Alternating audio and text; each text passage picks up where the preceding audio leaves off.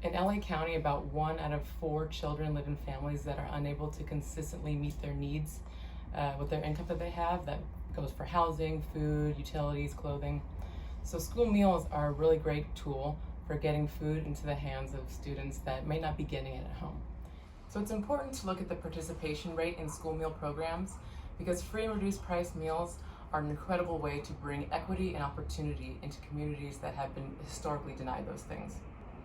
When we see high participation in school meals, we also see the benefits of improved attendance, improved health, focus, academic performance is improved.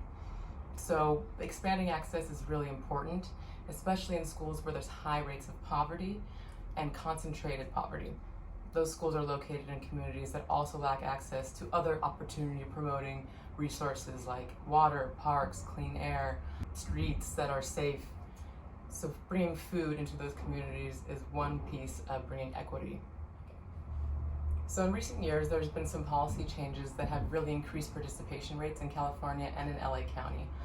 One comes from the Healthy Hunger-Free Kids Act in 2010, which established the community eligibility provision.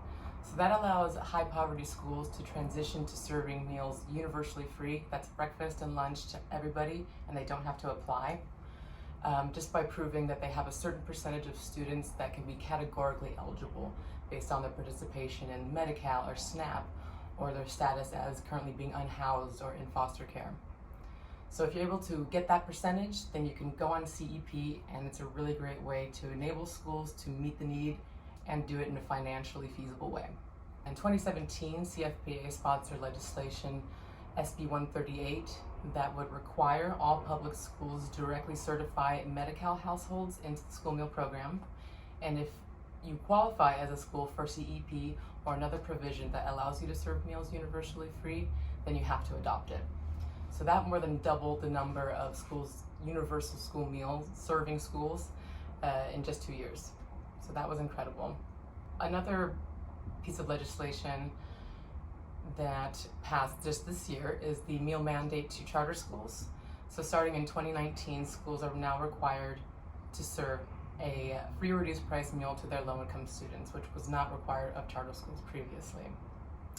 And in LA County specifically, starting about 2012, LAUSD adopted the breakfast in the classroom policy, which is a really effective way of getting kids to actually eat the breakfast that's provided, because it comes into class, you can access it and eat it without having to go somewhere else. And LAUSD adopted that district-wide by 2015, so the numbers really shot up. But LAUSD is just one of many districts and schools within LA County. So in the same year that LAUSD had the best breakfast participation in the nation, Inglewood Unified and Long Beach Unified were some of the lowest. So there's still much work to be done there. So a way to continue on this path would be to maximize the federal provisions and get everybody that's eligible for CEP or some other provision that allows universal free meals to take that. But even if we got to 100% participation, we still wouldn't be reaching every child in need with a meal. That's because these programs' eligibility are all based on federal poverty guidelines, which are really out of step with the economic reality of most Angelenos and California in general. To qualify for school meals, the income is about half as much as it was required for living wage here in LA County. So to really meet the need, the federal requirements would have to change. That would be a federal policy change to shift how they measure need and use maybe the supplemental poverty measure, which takes into account living costs. And lastly, California needs to make more investments in school meals. In order to get to full universal, the state will have to kick in more. That would be able to increase the quality of school meals, to buy more fresh fruits and vegetables to include in the meals, make them more appealing.